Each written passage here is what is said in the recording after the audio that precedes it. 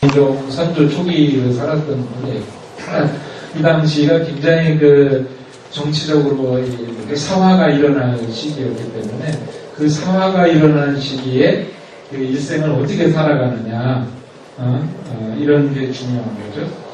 그리고 그게 이제 이분을 이제 삶을 규정지게 되는 거죠. 그러니까 군사 정치 속에서 무력과 권력이 통치하는 세상 속에서 자신의 안치민명, 몸을 보존하면서 어떻게 학문을 할 것인가, 그런 게 이황 선생의 평생의 고민 중에 하나였어요. 그 다음에 이황 선생은 진성이시예요. 진보이시라고 하죠. 진성은 지금 경상도 충성군 진보면 출신이기 때문에 진성이시라고 하고, 태계 선생 시조분은 진보에서 향리를 써요. 고려말에. 고려말에 향리를 했다. 지금 말하면 2장 정도죠. 그분들이 이제 조선의 신진사대부가 되는데, 태계 선생의 작은아버지 정도 되면 이제 이분들이 이제 높은 벼슬을 되고, 그리고 태계 선생이 이제 학문적으로 받게 되고, 그 이후에 이제 암동에서 뜨르르 한다 하면 진성이 씨를 듣게 되는 거예요. 태계 선생의 아버지는 이식이라는 분인데 낳자마자 돌아가세요. 그래서 어머니가 이제 춘천 막씨인데 2번째 부인이에요. 춘천 부인이 있었는데 옛날도 후레 자식이나 소리 듣지 말라고 태계 선생한테 어렸을 때부터 계속 얘기를 해가지고 태계 선생이 그거에 알뜰한 엄청 유념을 하는 그랬던 것 같아요. 그리고 이황 선생은 7남 1녀 중에 막내 아들이었어요. 막내 아들이 잘하는 걸 못 보고 돌아가셨는데. 아직도 멀었지? 그리고 이제 태계 선생의 그 다음 페이지 부인은 3분이었어요. 근데 역사적으로 확인할 수 있는 거는 김혜영 씨, 안동권 씨죠. 그래서 옛날 말로 명자 넓고 돈 많은 마누라. 왜 그러냐면 태계 선생 당시에 노비가 10명 정도밖에 안 됐거든요. 그 당시 양반이 10명이었는데 태계 선생이 돌아가실 때쯤은 한 100몇 명이 됐다는 거예요. 그러니까 엄청난 부자였어요. 태계 선생은 돈을 어떻게 벌렸느냐 했더니 봤더니 이 김혜영 씨를 통해서 엄청난 처갓집으로부터 유산 상속을 받아요. 그리고 좀 모자란 안동권 씨로부터도 유산을 받고, 그리고 태계 선생은 어떻게 했냐면 굉장히 꼼꼼해가지고 그 소작인들한테 오는 그것들 일일이 체크를 했던 그 기록이 부산서원 안에 거기에 이제 문서에 남아있어요. 그렇다고 해가지고 이 사람이 무슨 부정축제를 했다거나 이렇게 해서 돈을 번 건 아니고 자기가 할 수 있는 그런 어떤 방법을 통해가지고는 최선의 노력을 하신 겁니다. 그래서 아까 얘기한 것처럼 처갓집, 그리고 열심히 농사일을 했다라고 했네.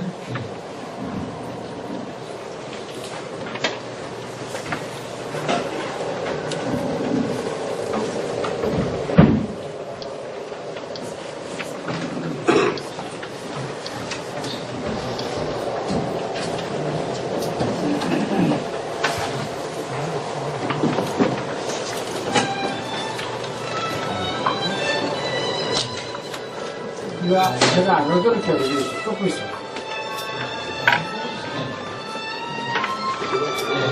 지금 제가 여기 보시는 것처럼 첫째 부인이 27살에 돌아갔습니다. 근데 2명의 아들을 낳고,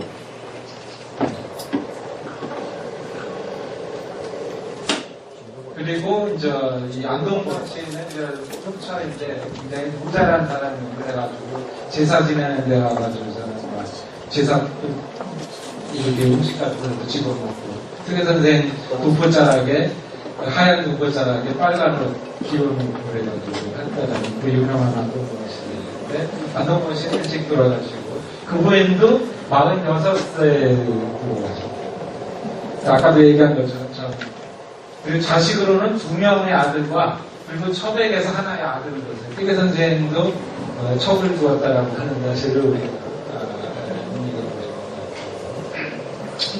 그리고 퇴계 선생은 1차 고시인 진사에 28살에 합격을 하고 최종 합격인 문과인 34살에 합격을 합니다. 그래서 여러 번 떨어진 게 나와요. 그래서 시험은 떨어지라고 있는 건데 물곡 선생이 한 번은 퇴계 선생을 찾아가가지고 굉장히 괴롭다라고 하는 얘기를 해요. 그게 뭐냐면 시험에 한 번 떨어져서 그런 거예요. 그러니까 물곡 선생이 9번 장황하느라 사실은 스트레이트로 9번이 아니라 중간에 어머니 돌아가셔가지고 그런 거거든요. 그래서 쓰다가 이제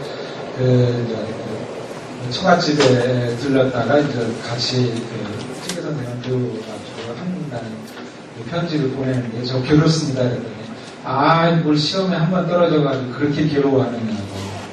하여간 34살 3년마다 한 번씩 봤기 때문에 아주 줄창 떨어졌다. 20살 때부터 공부하고 있으면 고시 낭인이었다 이렇게 얘기하시는데, 그래서 퇴계 선생은 굉장히 둥지 스타일이고 물곡 선생에 비하면 둥지 스타일인데도 공부에 굉장히 열심히 했던 거고, 그리고 퇴계 선생은 이제 돌아가시기를 안동시 토계동원 부산 남쪽 공읍에다가 붙였어요. 그래서 간단하게 무슨 선물도 없고 표도 많은 이공진무라고 간단한 비석 하나 세우는 그런 거. 퇴계 선생은 주로 이런 분이셨다라고 하는 게 퇴계 선생의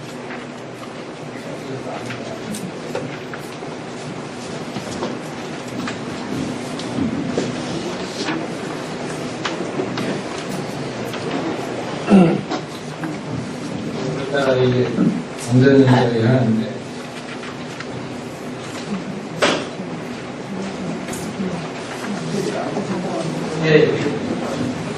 그래서 이황 선생 보면 아까도 얘기한 것처럼 이제 지난 시간에 배우셨을 거예요. 사단 실정론 이렇게 얘기를 하는데 이거 너무 머리 아프시죠, 그죠? 들어도 들은 것 같지 않고 안 들어도 들은 것 같은 건 아니겠죠, 그죠? 무슨 사단 실정, 주기, 하위 이런 개념들이 굉장히 높은 추상도가 있는 개념이어가지고 이런 거를 아까도 말씀드린 것처럼 얘기하게 되면 굉장히 아주 힘이 듭니다. 계속 넘어가면 겁이 있어야 될 것 같아요. 그래서 흔히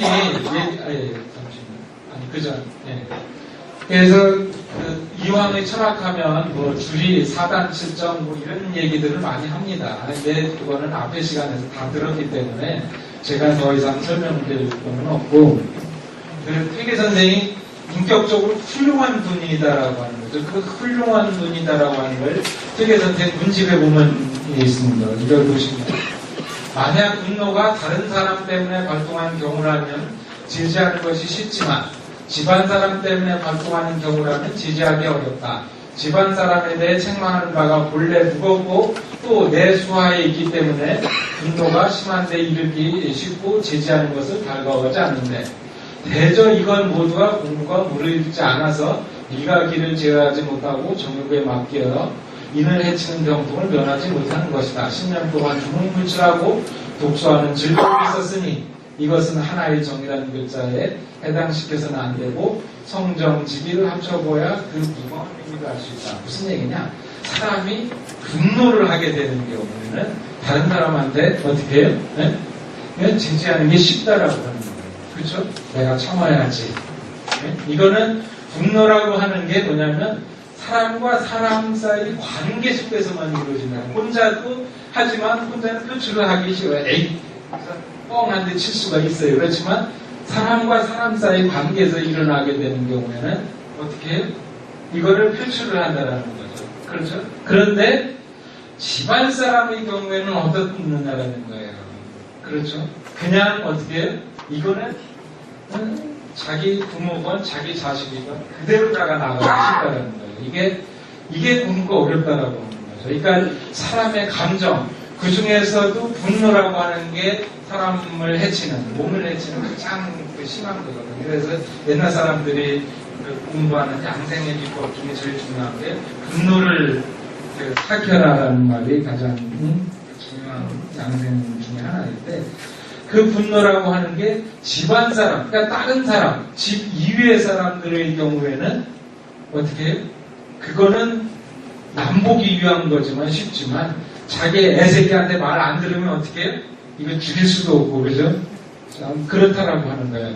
여기서 공부가 드러난다라고 하는 거예요. 그러니까 공부라고 하는 건 어떻게 해야 되세요? 남들이 보는 그러니까 외부 사람들 사이 관계가 아니라 자기 가족에게서도 이거를 몸소 실천해야 된다는 거예요. 그래서 뭐죠? 저 훌륭한 사람들은 옆에서 보면 다 개떡이래요. 그죠? 네? 먹는 거, 입는 거, 화내는 거 이런 거 보면 다 개떡인데 거기서도 자기의 모범을 보여야 된다라고 하는 게 특혜 선생의 생각이에요. 무슨 얘기인지 이해하셨겠죠? 분노라고 하는 것이 자기 집안 사람들한테 이거를 질지할 수 있고 그거는 인격의 공부가 돼야 된다. 그러니까 자기의 정욕이라든가 이게 그런 기운을 제어할 수 있어야만이 된다라고 합니다. 그러니까 우리가 최계 선생의 이론, 뭐 사단 출장이 어떻다, 백날 얘기해봐야 다 필요 없어요. 자기가 실생활에서 자기 분노를 제어하지 못하면 자기는 이미 어떻게 해요? 그걸 알아버려요. 그리고서는 에이. 그래서 이 최계 선생의 이런 표현들은 상당히 우리가 요새는 그전에는 이성의 철학이 했어요.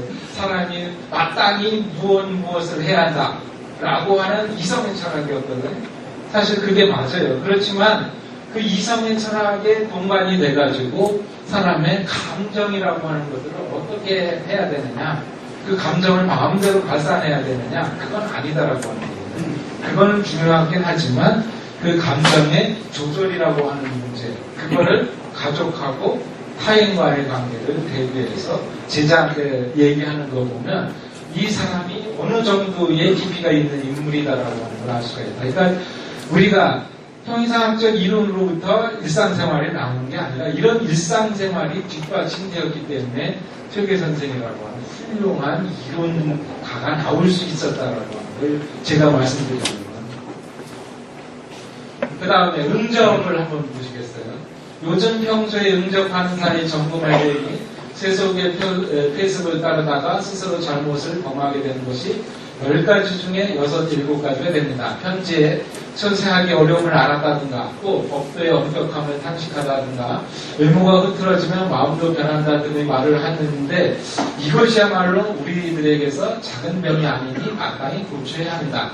다만 이것을 고치는 것이 쉬운 일이 아닙니다. 다만 언어로서 한 가지 일만을 말한다면 그 곡절이 그대의 말과 같습니다. 그러니까 남과 어떻게 해요? 서로 관계를 맺을 때에도 어떻게 해야 돼요? 처세하기라든가 외모가 흐트러지면 안 된다든가 이런 그 사람 사이의 그 자질구레한 관계 속에서도 자신의 입장, 철학적 입장이 관철이 돼야 된다라고 합니다. 이런 글들이 제가 이제 그 최 선생의 글들을 읽어보니까 이 훌륭한 사람들은 이 좋아하는 이런 저기 내가 우리나라 사람들은 반드시 그 기록을 남겨주셨기 사적으로 못했다더라고 이런 기록을 남겼는데 최계 선생은 그런 기록이 있어요. 일반적으로 그런 게 있었으면 최계 선생 말 따로 행동 따로 이런 사람인 거라고 우리가 흔히 생각을 하기 쉬운데 최계 선생은 말과 행동이 이런 식으로 일치되었다라고 하는 겁니다. 또 십이지신 이런 것도 보시면 최계 선생이 어떻게 저기를 하는 겁니까? 벼슬 못한 사람으로서 농사를 위해 밭을 매입하는 것은 본래 잘못된 도리가 아니지만 정자중이라는 제자한테 보낸 거예요. 다만 그 밭값을 고하에 증하여 바로 값을 비싸거나 허한 것을 절충하여 공평함을 따르는 것이 역시 이치에 당연한 것이라 조금이라도 자기에게만 이득이 되고 남에게 손해가 되게 하는 마음이 있다면 이것이 바로 신과 도처에 갈라지는 것이니 이 점에 유의하여 의리나 이익의 두 글자를 엄격히 구분해야 겨우 소위를 면하고 분자가 되는 것이지 반드시 밭을 사지 않는 것만으로 무상하게 여기는다. 그러니까 이 당시에 지식인들도 이제 아마 밭을 샀을 거예요. 그런데 밭을 어떻게 사야 되느냐? 그러니까 여기서 내 이익을 취하고 최고의 이익을 취하는 게 기본적인 심리다라고 하는 거예요. 그렇죠? 그래가지고 사람의 그 자기에게만 이득이 되고 남에게 손해게 되는 그런 상황에까지 간다라면 이거는 뭐예요? 도덕적인 인간이 되라고 하는 게 아니다라는 거예요. 우리는 어떻게 작동하다라면 모든 것의 가치평가의 기준은 뭐예요? 자기에게 이익이에요. 자기에게 이익이 된다라면 그건 뭐예요? 남에게 손해가 된다라고. 그 손해와 이익이라고 하는 아주 극명한 지점이 있다라고. 그렇다고 해서 그 중간 것을 취하겠느냐? 응? 응? 절충하여 공장을 따는 것이. 그게 이제 트위게 선생은 그 정도 수준에서 취해야지 극한도로 자기의 유익을 취하게 된다면 결국은 어떻게 되느냐? 그거는 자기 자신부터 학문적 수양이 안 된다라고 합니다. 그러니까 현실적으로다가 그런 경우에 대부분은 이제 이렇게 하는 경우가 많은데 절충하는 경우가 많은데 또 그렇지 않은 경우는 이런 일에도 더 받으려고 하는 사람들. 그때 이제 복덕방이 나서게 되는 건데 사실은 중요한 건 뭐냐면 그렇게 해가지고 자기가 어떻게 순임금, 도덕적인 완성의 순임금이 될 것이냐, 그리고 이익을 추구하는 가장 나쁜 놈인 도둑놈인 도척이 될 것이냐, 도둑놈이 될 것이냐, 순수한 도덕적인 인간이 될 것이냐라고 하는 것을 다 하는 데에서도 자기가 드러난다고 합니다. 교계 선생님은 이런 사람이었다는 거예요.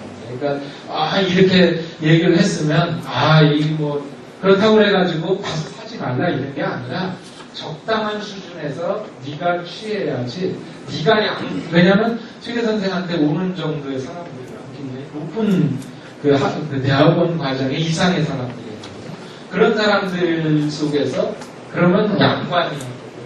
그 당시 이 노동을 안 했기 때문에 그런 양반들이기 때문에 네가 극한도의 이익을 취하게 된다면 나는 사람들 어떻게 했냐? 손해가 나게 되는 거고 그렇게 된다면 사람들의 평판도 안 좋아지고 너 자신도 기본적으로다가 네가 도덕적인 인간이 되지 못하는 거다. 네가 한 발 물러서다라고 하는 그런 정신을 제자들한테 일깨워주고 있다라고 하는 게 옳고 그름에서 그런 거예요. 또 이 월천 조목 조사경이라는 월천 조목이 트위게 선생님이 아주 가장 훌륭한 수제자 중에 한 분이시죠. 볼이 5두가 들어있는 자루 하나를 보내드리오니 공채 변상의 부족분에 보태기 바라고. 이 작은 도움이 가소로운 것인 줄 물론 알지만 그러나 변상군이 부족할 때는 한 대 한 발로 보탬이 안 되는 것은 아닙니까요. 그리고 자루도 돌려보내지 마세요. 아마 그 월천 조목 선생님께서 환곡 자기를 관청으로부터 복식을 빌었는데 돈을 못 갚았는가. 복식을 못 갚으니까 트위게 선생이 이제 갚아준 거예요. 볼이 5두를 했는데 트위게 선생의 그 마음씨를 느껴지는 건 뭐냐면 자루를 보내지 말라는 거예요. 이렇게 자루를 했기 때문에 어떻게 선생님한테 빌렸기 때문에 다시 어떻게 갚아줘야 되는 그런 그 부담감을 느낄까 봐서 이거는 내가 너를 위해서 갚아주는 거니까 그거에 대해서 다시 보내지 말라라고 하는 그 제자를 사랑하는 마음이 그냥 내가 너를 위해서 갚는 거다. 그리고 갚을 생각하지 마라. 라고 하는 굉장히 그 제자에 대한 애정을 가지고 있는다라고 하는 걸 알 수가 있겠죠. 그래서 제자한테도 딱 어떻게 돈 내가지고 너 일부이자 이런 스승은 아니었다라는 거예요. 이게 왜? 자기가 부자였기 때문에 그 정도 뭐 별거 아닐 것 같지만 그 당시에도 마찬가지였고 사람이라고 하는 게 어떻게 살아야 되느냐 어느 정도의 수준이 있고 그 수준에서 자기가 해야 할 거는 해야 한다라는 겁니다. 또 이것도 보세요. 트위게 선생 솔직히 백운서원 제자인데 그 백운동서원 영주에 있는 백운동서원 트위게 선생이 풍기 군수를 지내셨어요. 거기서 근데 그 백운동서원한테 보내는 글이에요. 제가 대단치 않은 병에 걸려 오랫동안 살피지 못했기에 항상 꺼림하고 부끄럽다오. 썰렁한 공부방, 자리도 차가운데 힘든 공부, 반찬 없는 식사로 어떻게들 보내시오. 아마 책 속의 즐거움이 그 모든 것을 이겨내게 하겠죠. 손에 주먹을 들고 마음으로는 결과를 정하는 입장의 사람이 얼굴을 들고 이러한 말을 하고 있으니 역시 우스운 일이다. 손에 주먹을 들고 마음으로는 결과를 정하는 입장이 뭐냐면 풍기공수였어요. 그 당시 뭐냐면 고시채점관이거든요. 고시채점관이기 때문에 빨간 거예요. 이 붓을 들고선 여기는 50점, 여기는 30점, 요 얘기예요. 그러니까 손에 주먹을 들고 마음으로는 결과를 하는 사람이 내가 시험관이다. 너희들은 고시생들이다. 그런 얘기예요. 이 얘기가. 벽어 60마리와 꽁 2마리를 삼가 인사라는 편에 붙이니 제실 부엌에다 맡겨 한 차례를 드시면서 하시고요.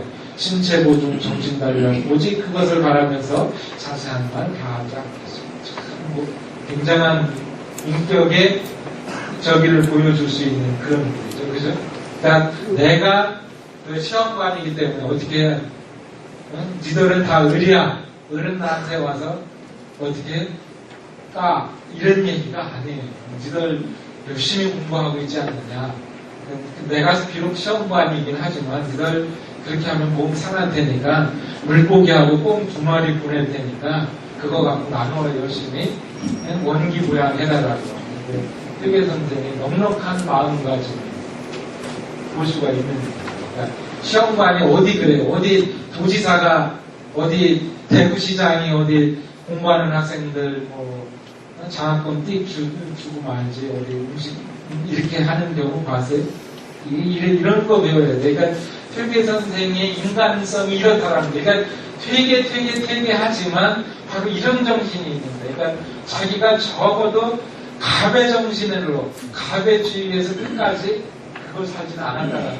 그러니까 물론 갑을 살지만 갑이면서도 갑질하지 않은 정신이 퇴계 정신이고 그런 것들이 이 대구라든가 안동의 선비 정신으로 남아 있어야 된다는 얘기가 되는 거죠.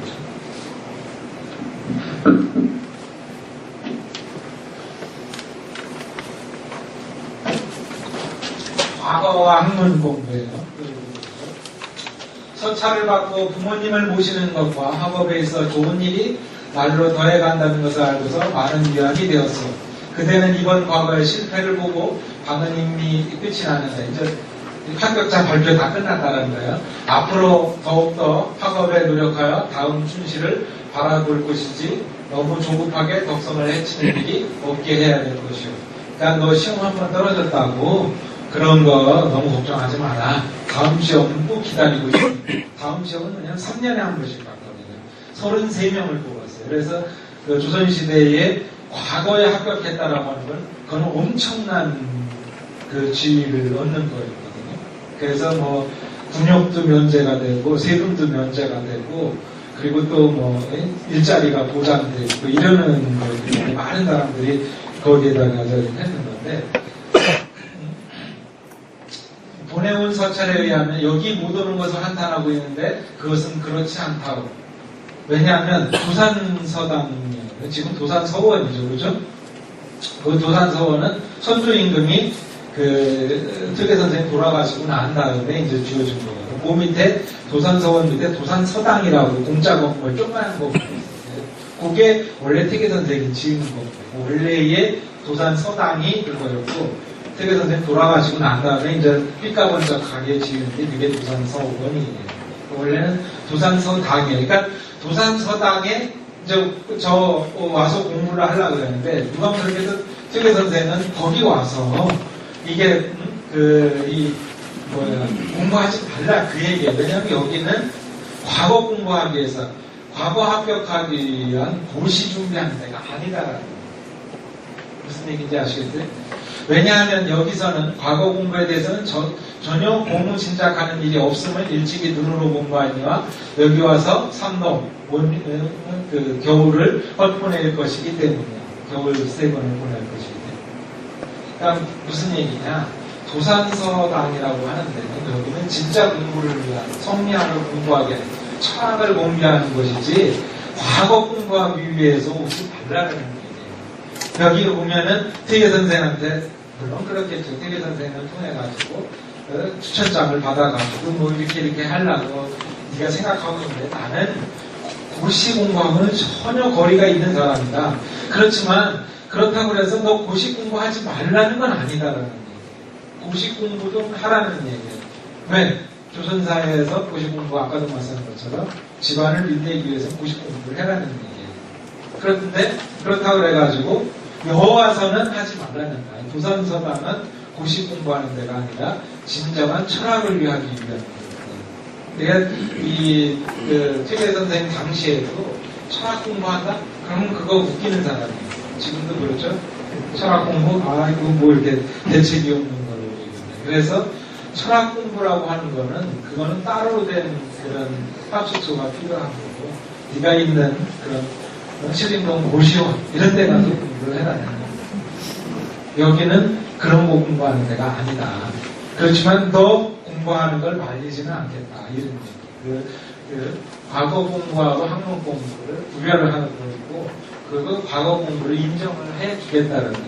이게 퇴계 선생님이 그런 거에 대해서 엄격한 걸 가지고 있어요. 근데 철학 공부하는 사람들은 되게 고시 공부한다 그러면 완전히 말리고 있어요. 그거 사람 맘춘다 이렇게 얘기를 하고 있거든요. 왜냐하면 인간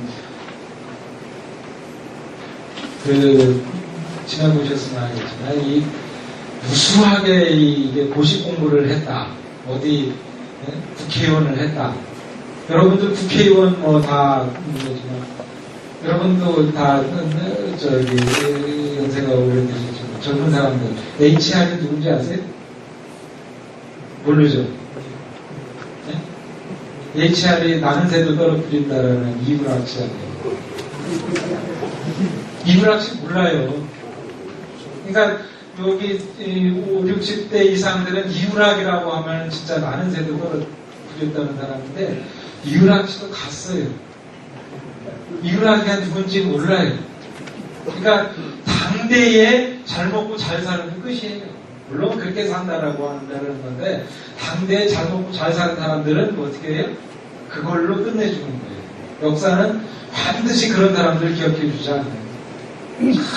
세상이라고 하는 건 냉정해가지고 걔가 자기가 목숨 바쳐 무엇을 하지 않는 이상은 잘 먹고 잘 사는 사람들은 끝이다. 뜻이 고시 패스했다 다 끝이에요. 왜? 국회의원 돼가지고 맨날 하는 게 뭐예요? 술 먹는 거예요.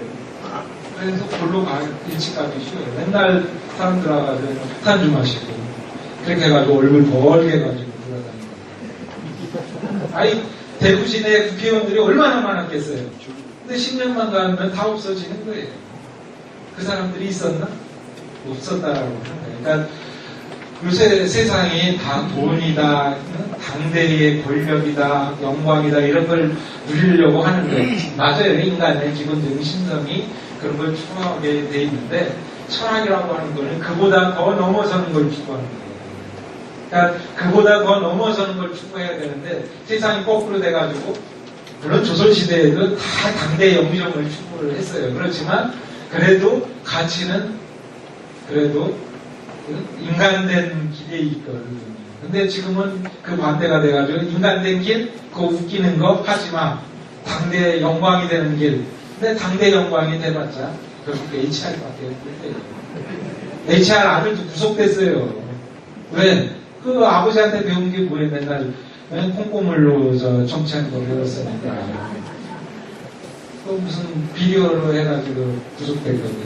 그게 참 세상이라고 하는 게 이 간단하더라고요. 그러니까 이 정치 내지 권력이라고 하는 거는 인생 무상에 지나지 않는다. 다 누구나 그걸 추구할 수 있으면 되는데 그렇지 않다라고 하는 거가 이런 그 학문의 중요성 근문은 봉화금씨 요즘 무슨 책을 읽는가? 사람들은 모두 과거 공부에 마음을 기울이고 이 참된 학문이 있는 것을 알지 못하는데 그대는 이 참된 학문의 뜻을 두고 과거 공부를 하지 않으려고 하니 그대의 뜻이 매우 가상하네. 그러나 그대는 세상에 살고 또 늙은 어머니가 계시는데 어찌 과거 공부에 힘쓰지 않을 수 있겠는가? 두 가지를 병진하여 남보다 100배 1000배 노력하는 것이 강하네. 뭐야? 너도 철학만 공부해. 너 그렇게까지 살면 안 돼. 이런 얘기를 하는 거예요. 그러니까 맨날 고시 공부하는 한테는 철학 공부하라고. 맨날 또 이 근무는 이 공학음식 이 제자한테는 또 어떻게 해? 철학 공부만 하지 말고 너 과거 공부도 해라는 거예요. 그러니까 소개 선생님이 뭐죠? 황희정승처럼 두 마리 토끼를 다 잡고 있어요. 그래서 과거 공부하고 학문 공부가 둘 다 중요하다라고 현실 감각이 있었다라는 거예요. 태계 선생이 그냥 뭐 앉아가지고서 철학 공부만 했다 이런 사람은 아니다라고 합니다. 태계 선생이 이런 정도로 현실 감각이 있었다라고 합니다. 그러니까 전혀 현실감이 없이 철학만이 최고다 이런 사고방식은 아니었다라고 하는 것을 여러분들이 이해해 주셨습니다. 요거는 그 여중이라고 마다들이에요. 이 퇴계 선생 밑에 아들이라고 하는 분은 대책이 없어요. 그죠? 진짜 훌륭한 아버지 밑에 훌륭한 아들 낳기 되게 힘들어요. 그 공자님의 아들이 공이라는 분이 있어요. 잉어리자. 그리고 그 손자가 자사가 있어요. 그러니까 그 아들은 별 일이 없어요. 유명하지도 못하고 또 일찍 죽어요. 그러니까 60이었어요. 죽고. 이제 셋이서 같이 밥을 먹다가 그 공자님께서 우리 아들 같은 사람만 있으면 나는 더 이상 힘들어서 못 살겠네 그랬더니 딱 그 아들이 듣고 나서 우리 아들만 같으면 난 더 이상 바랄 게 없네 그랬거든요. 그러니까 이 태계 선생이 워낙 훌륭하기 때문에 바로 그 다음 때에는 엄청난 스트레스를 받게 됩니다. 그래가지고 이 태계 선생 아들은 끝내 과거에 합격을 못해요. 그런데다가 또 이 아들이 77 맞았는가 봐. 이게 무슨 문제가 나오는 얘기예요. 이게 제가 거짓말로 이러는 거 아니에요. 이거는 다 여기다가 제가 다 출전을 밝혀둔 거거든요. 이거는 문제가 나옵니다. 그런데다가 여기를 보면 이걸 보시죠. 듣건대 영천, 이거 바로 옆 동네죠. 영천의 집곡식 5, 6석을 관봉한 뒤에, 관봉이라고 하는 건 관에다가 이제 공해가지고 이제 상납을 해야 되는가 봐요. 내가 종자로 썼는데 영천의 군수가 이미 관찰사에게 보고한 수량이기 때문에 비록 면제하려나 형세가 면할 수 없어 처리하기 어렵다고 운운하니 이 말이 참으로 그래. 무슨 얘기냐? 이 아들이 관에서 이제 받은 곡식이 있었는가 봐요. 그거를 어떻게 해요? 반납을 해야 되는데 이걸 사적으로 쓴 거예요. 이건 뭐냐면 그 공금 남용이거든요. 이거는 못된 자식이에요. 이 아버지 해결해 주세요. 이 얘기를 그러니까 아버지는 뭐 대제학 무슨 이족 관서가 몇 가지 올라갔기 때문에 아버지 말 한마디 정도면 그냥 패스거든요. 아버지 좀 해결해 주세요. 그러니까 꼭 이렇게 말썽을 피워요. 그랬더니 만일 관봉하였다면 곧 우리가 마음대로 할 수 있는 물건이 아니다. 까닭없이 그것을 썼다면 이것은 내가 망명되이 헤아리고 저기함을 잃은 것이다. 어찌하면 어찌하냐. 만일 무사하지 못하면 모른지기 성주 앞에 나와서 사죄하여 저기함에 따라 선추하여 주기를 바라는 것이 없대. 너 나한테 와서 부탁하셔라.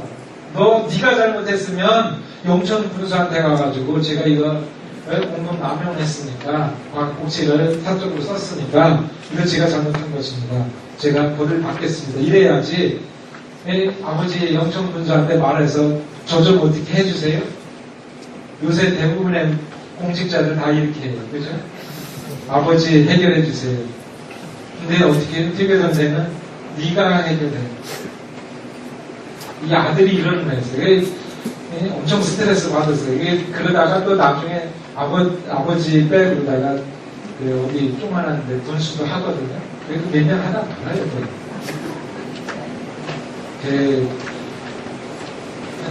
이 아들도 뭐 할 말이 있었겠죠. 워낙 아버지가 훌륭하니까 공부하라고 자꾸 하는데 어쨌든 이 태계 선생 마다들은 별 볼 일이 없었다라고 합니다. 얘기해줘. 또 보시면 영천성 또 다른 편지 영천성주에 서간을 보낸다. 그 서간이 비록 스스로 사과하였구나 하였으나 내가 구하지 않은 가운데 집에 사용한 데 허물을 돌리려는 뜻이 이 가운데 있으니 부끄러움의 뜻을 오지. 내가 또 영천 군사한테 편지를 썼는데 제가 잘못한 게 아니에요. 이런 식으로 남한테 또 된대요. 이런 참 대책이 있어요. 대체로 인간의 자세는 마땅히 근신하고 법을 주요하며 힘써야 한다. 그 곡식은 이미 관과의 곡식이 되었으니 만큼 내가 만일 성주에게 고민을 호소한데 그것을 사용하는 것은 오히려 가하거니와 네가 사적으로 쓰는 것은 네게 허락받고 쓰는 거는 아무 문제가 없다는 거예요. 근데 너 허락받지 않고 쓴 거 아니냐. 이거는 용서할 수 없다는 거예요. 왜? 사람의 일인 이상 내가 영천 군수한테 나 이거 사적으로 좀 썼으니까 해주세요. 할 수 있어요. 그리고 해야 돼요. 우리 사회가 너무 법을 해서 무조건 안 돼 이렇게 하는 건 그건 법적으로 아주 엄격한 사회가 좋을 것 같지만 또 사회는 그렇지 않아요. 그렇지만 미리 얘기하고 쓴다라면 내가 하지 않겠지만 이거는 뭐예요? 마음대로 가져다 써서 마치 세력을 믿고 법을 무시하는 자의 소유와 같았으니 이것이 어찌 육아의 자제로서 글을 읽고 도의를 하는 자이겠다. 네가 내 아들로서 네가 공자맹자의 책을 이해하는 사람으로서 네 마음대로 갖다 쓰고 네 마음대로 네가 어떻게 해요? 사적으로 쓰고 남의 일을 다 탓을 돌리고 이렇게 해가지고 무슨 퇴계의 아들이고 네가 공부를 하고 네가 어디에 사도려서를 할 수 있겠느냐. 자기 자식부터 엄격해서요. 퇴계 선생은 이런 사람. 그러니까 왜? 내 아들이 귀엽고 또 내 아들이 허물이 있으면 다 덮어주고 싶은 게 부모의 마음이에요. 그렇죠? 어느 부모든 자식의 저기를 용서 안 하고 싶은 부모가 어떻겠어요? 그렇지만 퇴계 선생은 자기 자식부터 무범하게 끄지는 불을 남겼어요. 이거를 어떻게 불태우지 않았다라고 하면 너무 고마운 거예요. 퇴계 선생이라는 사람 이런 사람은 왜? 대부분의 사람들이 그러지 못해요. 저 자식도 우리 애새끼가 뭐하냐 그러면 그려 사적으로 어디 대구 경찰서장 전화 좀 해봐. 걔 나 고등학교 몇 년 후배인데 대구 검찰총장 빨리 불러와. 저 같아도 그래요. 제가 뭐 어디 누가 해달라면 전화 누구요? 그 동기생 누가 있나 찾아보는 게 그게 인지상정이다. 근데 그렇게 하면 안 된다는 거예요. 한국 사회라고 하는 게 선진국으로 가고 있거든요. 근데 선진국으로 가고 있는데도 불구하고 왜 안 되느냐? 정실인사다, 육아문화다. 맨날 이런 식으로 얘기를 해서 육아문화가 이렇게 해야 딱 3천만의 말씀이에요. 왜? 퇴계 선생님이 이렇게 안 했어요. 네가 가서 네가 해결하고 네가 벌을 받아야지 왜 아버지한테 전화 넣으라고 하느냐. 이런 거 안 한다라는 거예요. 그게 육아된 도리예요. 근데 우리 사회는 그렇지 않아요. 어느 사회, 어느 때부터 그냥 정실인사로 모든 걸 해쳐놓은 거예요. 조그만한 교통법규 위반도 나 누군데 요새는 이제 교통법규 위반은 안 해요. 근데 우리나라의 상위 1%라고 하는 사람들이 퇴계가 어떻게 자기 집안을 단속했는가라는 걸 배워야 돼요. 그러니까 퇴계의 철학이 중요한 게 아니라니까요. 퇴계의 가정 단속을 할 수 있어야만이 이렇게 할 수 있다. 가정을 단속하지 못하면 이건 어려운 거예요. 그리고 이런 것도 허물이 될 게 없어요. 이건 낱낱이 까발리고 있는 거거든요. 우리 아들 못내는 아들이다가 저 같으면 이런 편지 지우셔요. 근데 이런 편지를 남긴 거예요. 나 잘났다고 남기는 게 아니라 육아된 인간이라고 한다면 이런 식의 교육이 필요하다는 걸 퇴계 선생님이 보여줘요. 저는 재밌는데 여러분들 재밌나요? 네. 이런 게 진짜 인간이죠. 사람의 인간을 알 수 있는 거는 이런 데서 알 수 있는 거예요. 그러니까 거창한 이런 체계에서 알 수 있는 게 아니고요. 내가 이 마음을 붙이지 않으면 후일 시골에서의 생활과 세상을 살아가면서 가는 곳마다 잘못을 저질 것이니 어찌 근신되지 않겠느냐. 이것이 내가 간절하게 이렇게 말씀합니다. 네가 앞으로 조그마한 시골에 가서 벼슬을 하겠는데 네가 네 자신부터 이렇게 권력에 의지하려 하고 아버지 전화통화에 의지하려고 하면 너는 너 자신도 제대로 할 수 없다. 아버지가 이제 가슴을 그런 안타까우죠. 그러니까 한 인간이 어떻게 할 수 있는가라는 것을 하나씩 보여주는 참 중요합니다. 백성에 대한 이것도 참 세계 선생의 인간미가 그 잘 드러나요. 이윽고의 행정을 보면 간혹 처음에는 백성을 사랑한다는 소리를 듣는 자가 있으나 빚을 받아들이는 따위 일에 이르면 흉년이 심하여 떠들다가 굶어 죽는 꼴을 눈을 보고서도 가혹하고 각박한 짓을 아주 심하게 하여 모두 긁어내기를 작정하고 있는데 이는 다른 까닭이 아니고 무침이 단단히 마음을 가려서 처음에 먹은 마음을 잊는 것입니다. 어떻게? 자기가 어느 고를 담당하게 되면 어떻게 상납하기 위해서 우리 한국 사회가 깨끗한 사회라고 아무도 인정하지 않아요. 그죠? 경찰서장 되는데 정가가 딱 있고 교육장 되는데 정가 딱 있어요. 그죠?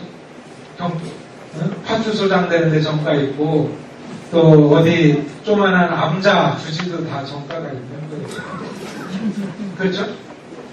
다 그런 거예요. 그거 없으면 바랄 수 없다라고 하는 거예요. 근데 문제는 그 정가 있는 사회는 할 수가 없는데 그걸 바탕으로 해가지고 어떻게 정가 플러스 2배를 갖고 간다는 거예요. 그래서 조선시대도 마찬가지였어요. 그냥 뭐예요? 흉년이 들었는데 다 끌고 가는 거예요.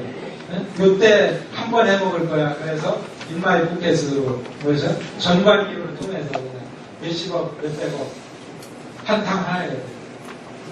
이게 조선시대에도 마찬가지였어요. 근데 어떻게 네가 처음부터 그랬겠느냐? 처음에 고시하려고 했을 때 그런 마음이 아니에요. 처음에 고시하려고 할 때는 어떻게 가난한 사람, 못 사는 사람들을 위해서 내가 고시를 한다고 했을까? 90%는 다 그렇게 얘기해요. 그 생 거짓말이에요. 그죠? 모든 사람들이 다 거짓말을 한다는 거죠. 처음에 먹은 바를 입는 것입니다.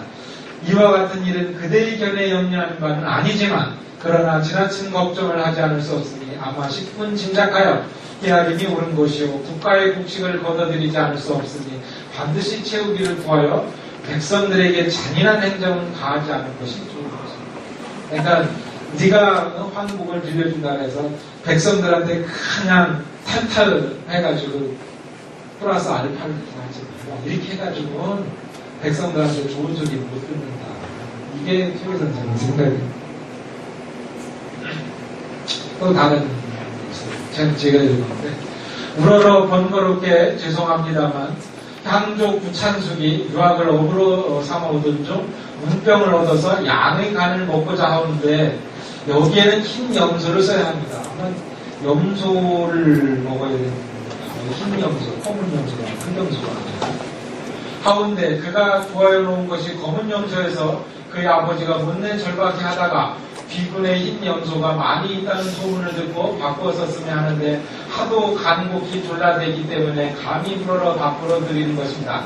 삼가 생각하는데 산 것으로 산 것을 바꾸는 것이어서 광부에는 변동이 없으므로 이른바 충날 것이 없는 은혜이면서도 그 은혜의 효과는 실로 큰 것이 됩니다. 바라건대 두디 교환을 허락하시어 진료를 멈춰주시오. 여기 선생 어디요? 우리 옆 동네 사람? 내 친구? 갖고 와. 염소 갖고 와. 나 염소 한 마리 구워 먹고 싶거든. 구워 드시고 싶다면 어떻게 해? 요새 눈이 안 좋은데 그러면 알아서들 받죠. 그죠? 근데 어떻게 해? 옆에 사람이 눈이 안 좋은데. 근데 그게 흰 염소를 써야 된대요. 근데 자기가 가지고 있는 검은 염소야. 근데 알아보니까 아마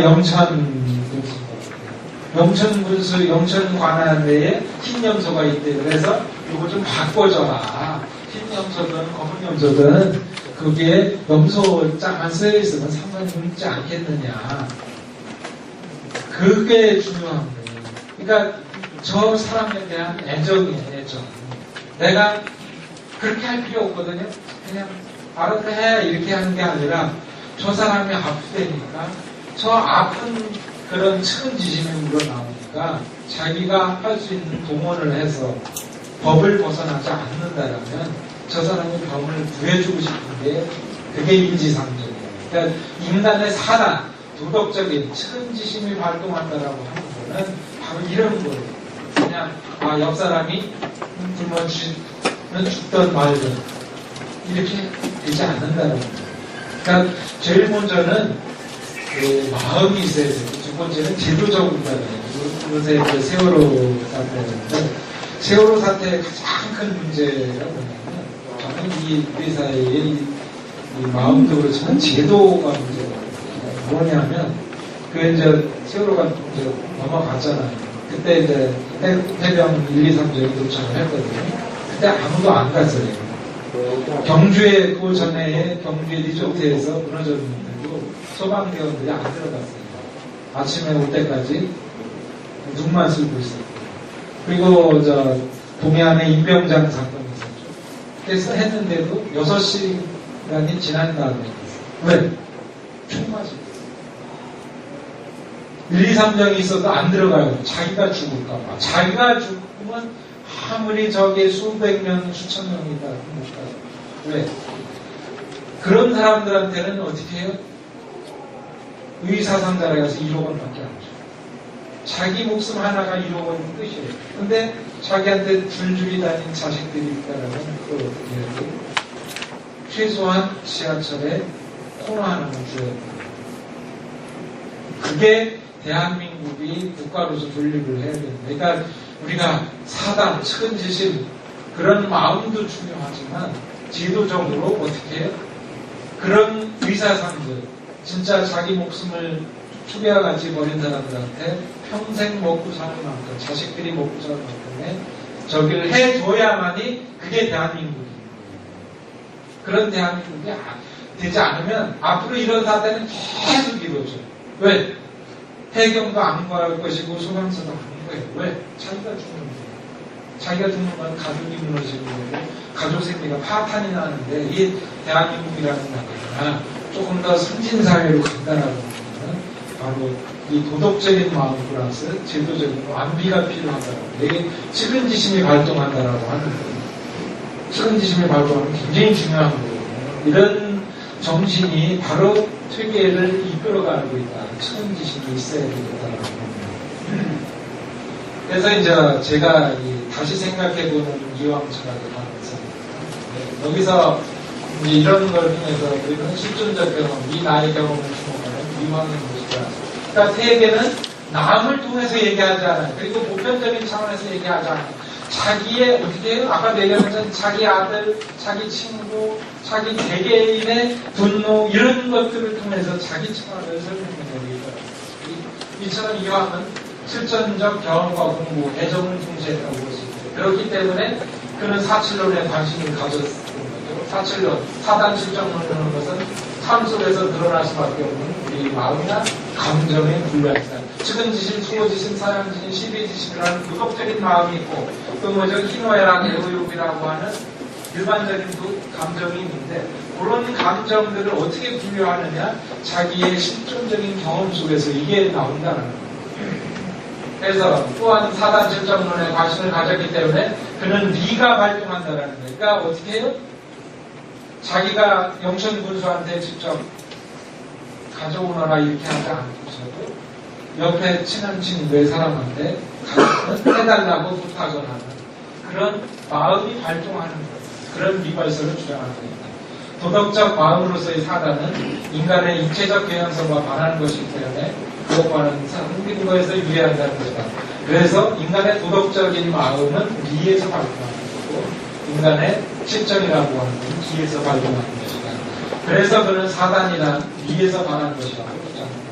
그래서 반대로가 아닌 사단은 리에서 발동하는 것, 인간의 원초적인 마음에서 나오는 것, 인간의 본성에서 나오는 것이다라고 얘기를 하고 있는데 이런 본성에서 나온다라고 하는 것은 바로 이 실존적인 경험을 통해서 이 철학이 구축이 된다는 겁니다. 이 점에서 이왕의 사유 과정은 구체적 실존, 사단과 실정으로 분류하는 현상적 마음, 그리고 사단과 실정의 존재론적 근거로다가 나아집니다. 누군지 모르겠죠, 그렇죠? 그냥 넘어가고. 만약 사변적인 관심만을 가졌다면 이왕은 기대승과의 논쟁에서 그렇게 자기 자신의 사단 실정론에 대해 이론적인 변경을 가져. 최기 선생이 그 당시 70대 노인이었고 60대였고 고봉 기대승은 30대 젊은이였어요.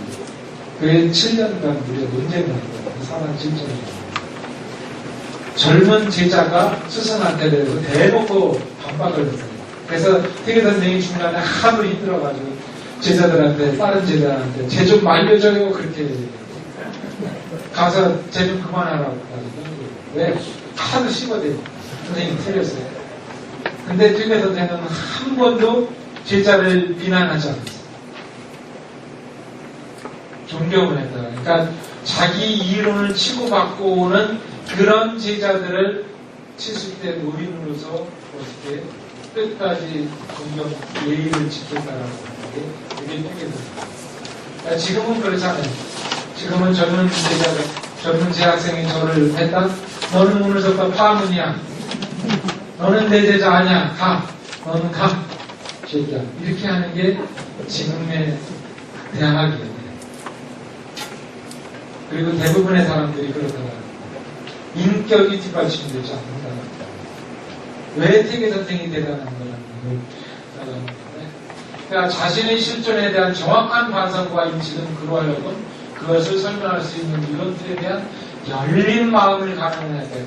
태계 선생의 열린 마음이 바로 이런 정신에서 나왔기 때문에 태계 선생이 조선의 정신을 세운 거예요. 조선이라는 나라가 500년 동안을 유지될 수가 있었고 그것이 양반사의 많은 문제점을 가지고 있었음에도 불구하고 조선이라는 그런 틀을 유지시킬 수 있었던 그런 정신은 바로 태계 선생의 이런 인격에서 우러나오는 거고 그거는 자신의 실존적인 경험으로 바탕하기 때문에 그것이 태계 선생의 태계 선생과 그렇지 않죠.